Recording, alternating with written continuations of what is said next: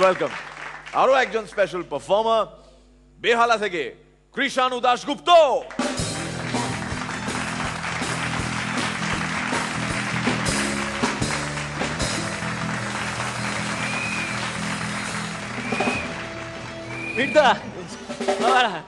তো যথারীতি সব নেতারা মিলে শান্তিনিকেতন গেছেন, মানে এই বসন্ত উৎসব আরো টুকিটাকি, সামনে রবীন্দ্রনাথের জন্মদিন।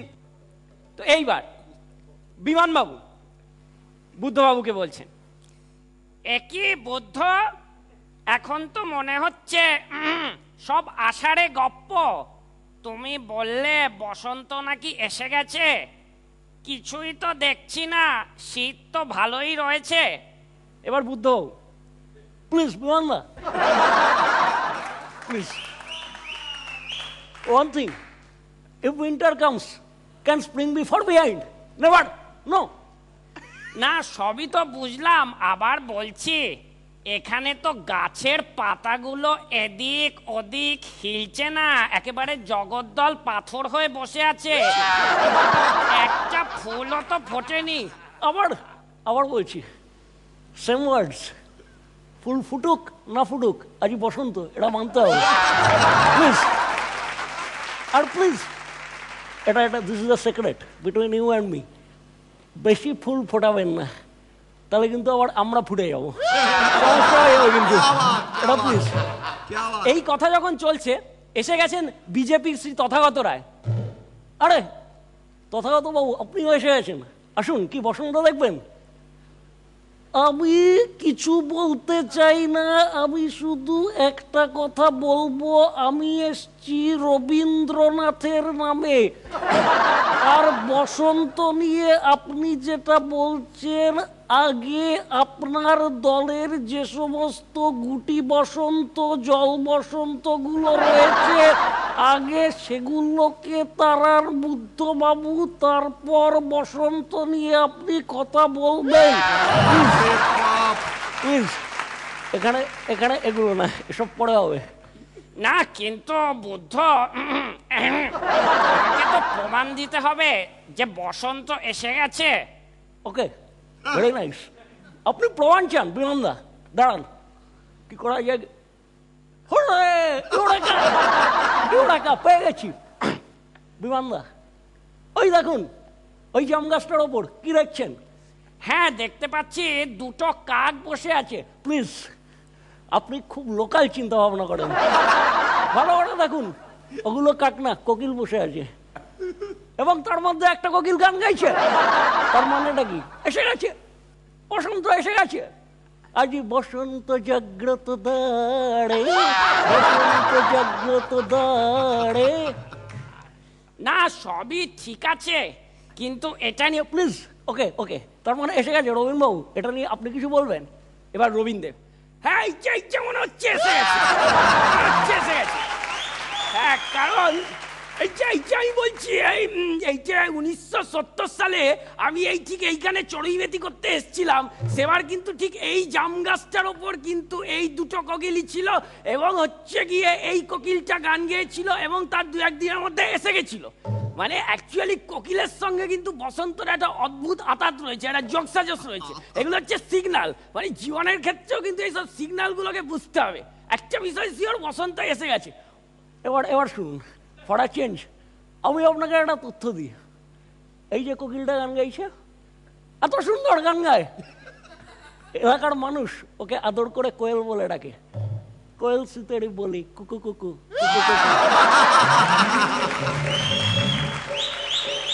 এইটা কিন্তু আপনার জানা ছিল না। না তবে একটা বিষয় শিওর, এই কোকিলটার নাম যদি কোয়েল হয়, তবে ওর সঙ্গীর কোকিলটার নাম জিৎ। কোয়েল হিট জুড়ি। হ্যাঁ যাই হোক, সেটা আমার তথ্য ছিল না। এবার অনিল বাবু এসছেন সেখানে, শ্রদ্ধেয় অনিল বাবু এসছেন। না আমি একটা জিনিস বুঝতে পারছি না, আপনি বসন্ত নিয়ে এত এক্সাইটেড হচ্ছেন কেন? না, বসন্ত মানে মিলন, বসন্ত মানে মেলা, রবীন্দ্রনাথ সব কিছু, শান্তিনিকেতন। আমি মেলা ভালোবাসি, রবীন্দ্রনাথকে ভালোবাসি। কয় আজকে এই দেখুন, বাঙালি রবীন্দ্রনাথকে ভুলে গেছে, এসছে শান্তিনিকেতনে, ওখানে দেখুন জটলা করে বসে আছে, রবীন্দ্রনাথকে নিয়ে আলোচনা না, পিএমপিসি করছে। বিমানদা এটাকে আপনি কি বলবেন, এটা কি করছে? হ্যাঁ, যাকে এক কথায় বলে ঘটকচর করছে। বিমানদা অ্যাকচুয়ালি পিএমপিসি করলে কি হয়? কিছুই হয় না, আত্মা নিরেট হয়ে যায় আর চটকে গিয়ে মটকে যায়। এই রবীন্দ্রনাথ মিলন করিয়ে দিয়েছেন কি সুন্দর আমাকে, তথাগত বাবুকে, আপনাকে, সকলকে। এ প্রসঙ্গে একটা কথা বলি। অনিলবাবু কিছু বলতে চাইছেন, প্লিজ বলবেন। না, আমি কিছু বলতে চাই না। আমি পিএমপিসি নিয়ে একটাই কথা বলবো, যে আমাদের পার্টি কিন্তু পিএমপিসি করে না। আর পিএমপিসি করলে সেটা হলো সৃষ্টিশীল পিএমপিসি। আগে নিজেদের সমালোচনা করে, তারপর অন্য, আগে অন্যের, নিজেদের অন্যের, এরম ভাবে করে। আচ্ছা আচ্ছা, রবীন্দ্রনাথকে নিয়ে কিছু বলুন, এটা মিলন করিয়ে দিয়েছেন।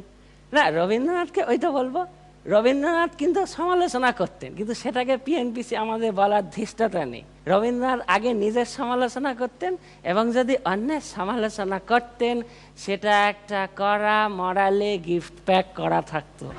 অসাধারণ দিয়েছেন এটা আপনি, অসাধারণ দিয়েছেন। তো এই প্রসঙ্গে হঠাৎ দেখা যাচ্ছে অজিত পাজা লাফাতে লাফাতে চলে আসছেন। ওই রাখুন অজিত বাবু চলে এসছেন, রং মাখাতে চলে এসছেন। হ্যাঁ, চলে এসছি আমি চলে এসছি রং মাখাতে। আসলে যেখানে আলোচনার বিষয়বস্তু রবীন্দ্রনাথ, যিনি আমাদের সকলের মিলন করিয়ে দিয়েছেন, আলোচনা যখন রবীন্দ্রনাথকে নিয়ে, সেখানে আমি না এসে থাকতে পারি না, কিন্তু দিস বিয়ার্স ব্যাড সিগন্যাল। সাধারণ মানুষের কাছে একটা বাজে সিগন্যাল দেখাবে। প্লিজ আপনি রং মাখাবেন না, প্লিজ আসবেন না। জানেন তো, ঠাকুর রামকৃষ্ণকে গিরিশ প্রচুর গালাগালি দিত। ঠাকুর তবুও গিরিশের কাছে যেত। সবাই বলতো, ঠাকুর ও তো তোমায় গালাগালি দেয়, যাচ্ছ কেন ওর কাছে? বলে, ওরে 10টা বাজে কথা বলবে রে, কিন্তু সাথে তো 2টো ভালো কথা বলবে রে, সেই জন্যই তো যাওয়া।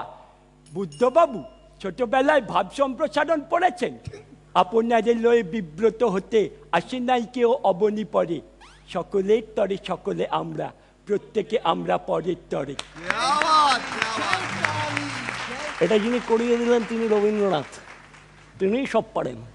তার উদ্দেশ্যে কয়েকটা লাইন হবে নাকি? আমার প্রাণের মাঝে যেন লুকিয়েছিলে তুমি, তোমার নাম রবীন্দ্রনাথ জেনেছিলাম আমি। ছেলেবেলায় তোমার দেখা পাইনি যখন আমি, মায়ের কথায় স্নেহের গন্ধ মাখিয়ে দিলে তুমি। কলার টিউনে আসো তুমি, আসো মাউজের ক্লিকে, তবুও নোবেল হারিয়ে গেছে তাচ্ছিল্যের পাকে। কোন জাদুতে মিলিয়ে দাও শ্রেণী গন্ধ বর্ণ, হে ঠাকুর তুমিই কেবল মেলাতে পারো অর্জুন আর কর্ণ। কোথায় ঠাকুর উৎস তোমার, শেষিব তুমি কোথায়? মুঠোয় করে নিয়ে গিয়ে ভুবন, তৃপ্ত হব সেটায়। অসাধারণ, নিজেই বলছি, নিজেই অসাধারণ দিচ্ছে। সর্বশেষ কবির সুমন চলে এসছেন। মাননীয় বধুরা, আরো কিছু হবে নাকি? রবীন বাবু, আপনিও যদি কিছু বলেন, আপনিও যদি কিছু ছাড়েন।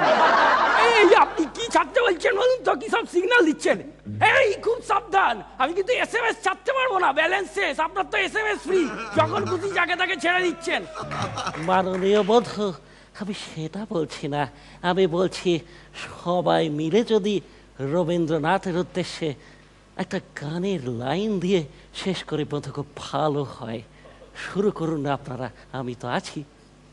সবাই মিলে সর্বশেষ একটা গানের লাইন দিয়ে, বুদ্ধবাবু। রাঙিয়ে দিয়ে যাও যাও যাও গো এবার যাবার আগে, রাঙিয়ে দিয়ে যাও যাও যাও গো এবার যাওয়ার আগে, রাঙিয়ে দিয়ে যাও যাও যাও গো এবার যাবার আগে।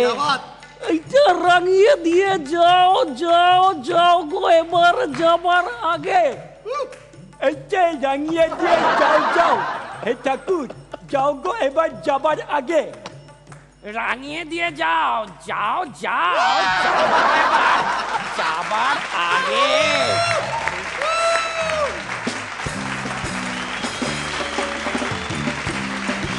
কৃষ্ণবাবু, আগামী পরশু কবিগুরুর জন্মবার্ষিকী, 150 বর্ষ পূর্তি, এবং তার আগে আপনার এই পারফরমেন্স নিঃসন্দেহে আলাদা মাত্রা জোগালো। শুধু একটাই কথা বলার আপনাকে, সাবধানে যান।